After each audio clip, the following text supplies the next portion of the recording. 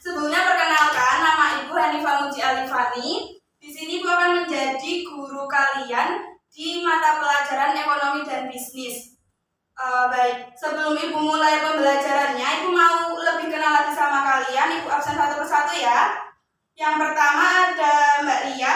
Hadir, Bu. Mbak Hana. Hadir. Mbak Emma. Saya. Mbak Ama. Hadir. Mbak Abel. Hadir. Mbak Amel. Hadir. Dan yang terakhir ada Mbak Iin. Hadir, Bu. Oke, di kelas ini semuanya hadir ya teman-teman. Iya, hadir, Bu. Oke, untuk pembelajaran kita yang pertama, Ibu akan membahas tentang konsep ilmu ekonomi. Nah, Ibu sebetulnya mau tanya nih, apa yang kalian pikirin atau gambaran apa yang terlintas di pikiran kalian kalau dengar kata ekonomi? Uang. Oke, uang. Ada yang lain? Bisnis, oke bisa. Jawaban kalian tuh udah benar juga. Dan kita lanjut untuk materi yang pertama, ini ada pengertian ilmu ekonomi. Istilah ilmu ekonomi itu dari bahasa Yunani, diambil dari kata oikos yang artinya rumah tangga dan nomos yang artinya peraturan. Sehingga konsep dasar ilmu ekonomi adalah penggunaan sumber daya yang seminimal mungkin untuk mendapatkan hasil atau keuntungan yang sebesar-besarnya. Baik, untuk yang selanjutnya ini adalah pengertian ilmu ekonomi menurut beberapa para ahli. Yang pertama, menurut Adam Smith itu dikenal dengan teori ekonomi klasik, yakni ilmu ekonomi adalah cabang ilmu yang mempelajari tingkah laku manusia dalam usahanya untuk mengalokasikan sumber daya terbatas untuk mencapai tujuan tertentu. Nah, yang kedua ini menurut Alfred Marshall dalam bukunya The Principle of Economics berpendapat bahwa ilmu ekonomi adalah ilmu yang mempelajari tindakan manusia secara perorangan, kolektif maupun kolektif dan kaitannya dengan penggunaan barang-barang material. Dan yang terakhir ini menurut Marquis berpendapat ilmu ekonomi adalah ilmu yang mempelajari pemahaman atas beragam potensi dan keterbatasan kebijakan ekonomi. Nah, ilmu ekonomi adalah mempelajari bagaimana seorang individu itu saling berinteraksi satu sama lain begitu. Nah, untuk yang selanjutnya adalah inti permasalahan ekonomi. Dalam ekonomi yang menjadi pokok bahasannya itu adalah tentang kelangkaan. Nah, pengertian kelangkaan adalah kondisi di mana sumber daya ekonomi manusia itu terbatas untuk memenuhi kebutuhan manusia yang sifatnya tidak terbatas. Nah, beberapa penyebab kelangkaan itu yang pertama ada keterbatasan kebutuhan sumber daya alam. Yang kedua ada kerusakan sumber daya alam akibat ulah manusia. Nah, ini biasanya karena kecerobohan manusia ya. Kemudian yang ketiga ada rendahnya penguasaan teknologi dan kurangnya modal, sehingga mereka tidak bisa mengolah sumber daya itu untuk dijadikan untuk memenuhi kebutuhan manusia. Kemudian yang terakhir ada peningkatan kebutuhan yang lebih cepat dibandingkan penyediaan sarana. Baik, yang selanjutnya adalah cabang ilmu ekonomi. Cabang ilmu ekonomi itu ada 3 ya teman-teman. Yang pertama ada ilmu ekonomi terapan, yakni mengaplikasikan teori dan prinsip ekonomi untuk memprediksi kemungkinan hasil yang berfokus pada pemanfaatan ilmu ekonomi secara praktis. Nah, contohnya dalam perusahaan itu ada ekonomi moneter atau perbankan gitu. Kemudian yang kedua ada ilmu ekonomi deskriptif. Ini menggambarkan keadaan perekonomian di masyarakat saat itu. Nah, ilmu ekonomi deskriptif ini memaparkan data-data yang dari beragam fakta serta fenomena yang terjadi. Biasanya data-data itu disajikan dalam bentuk grafik ataupun kurva. Dan yang cabang ilmu ekonomi terakhir itu ada ilmu ekonomi makro dan mikro. Ilmu ekonomi makro itu mempelajari perilaku perekonomian secara keseluruhan.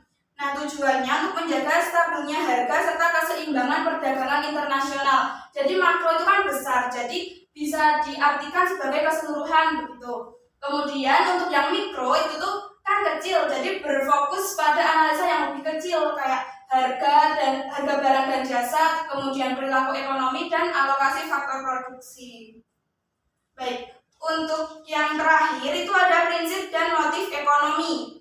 Nah, menurut Marquis, prinsip ekonomi adalah dasar berpikir yang digunakan manusia untuk memaksimalkan suatu tujuan melalui pengorbanan tertentu. Jadi bisa dikatakan kita melakukan suatu pengorbanan seminimal mungkin untuk hasil yang semaksimal mungkin. Nah, sedangkan motif ekonomi itu dorongan dalam diri perilaku pelaku ekonomi untuk melakukan suatu kegiatan ekonomi. Nah, contoh dari motif ekonomi itu yang pertama itu untuk memenuhi kebutuhan, kemudian untuk memperoleh penghargaan, dan yang terakhir itu berbakti kepada sesama. Baik, materi Ibu ini cukup singkat, cuma segini aja. Dari kalian ada yang mau ditanyakan atau sudah paham semua? Sudah paham. Baik, karena sudah paham, kita asah pemahaman lagi dengan latihan soal. Ini nggak perlu pakai kuis atau media lainnya, kalian cukup menjawab menurut kalian yang mana. Yang pertama Ibu bacakan soalnya ya. Manakah dari pertanyaan berikut yang paling tepat menggambarkan ilmu ekonomi? Ada yang bisa menjawab? A, B, C, atau D? B. Kita kunci jawabannya ya, kalian memilih D? Ada yang memilih C? Oke, kita lihat jawabannya apa? Nah, jawabannya yang A ya teman-teman. Bisa diperhatikan lagi. Jadi ilmu ekonomi itu ilmu yang mempelajari tentang bagaimana manusia menggunakan sumber daya yang langka untuk memenuhi kebutuhan yang sifatnya tidak terbatas. Lanjut ke soal latihan yang kedua nih. Manusia melakukan tindakan ekonomi karena didorong adanya kebutuhan. Merupakan motif ekonomi dalam kira-kira yang opsi yang mana yang paling tepat? Memenuhi kebutuhan. Yang A, sudah yakin? Yakin. Nah benar, kalian sudah memperhatikan juga karena juga ada kata kuncinya ya, adanya kebutuhan yang harus dipenuhi. Jadi jawaban yang benar adalah memenuhi kebutuhan hidup. Selanjutnya soal latihan yang ketiga ini tentang orang atau badan yang melakukan kegiatan ekonomi itu disebut apa ya teman-teman? Ada yang tahu? Dari opsi ini kira-kira yang paling masuk tuh yang mana jawabannya? Yang pelaku? Iya. Kita lihat jawabannya ya, betul sekali. Jadi pelaku ekonomi kayak kalian melakukan kegiatan jual beli itu juga termasuk pelaku ekonomi. Selanjutnya, inti masalah ekonomi. Tadi udah Ibu bahas juga ya, ada materinya. Ini kira-kira apa jawabannya? Dari opsi A, B, C, D.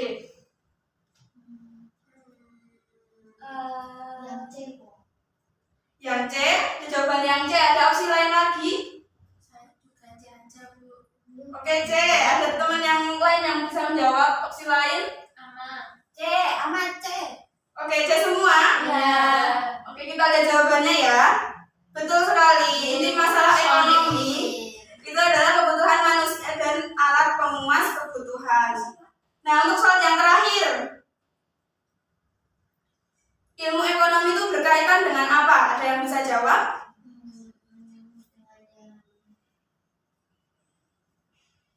Antara opsi A, B, C, D?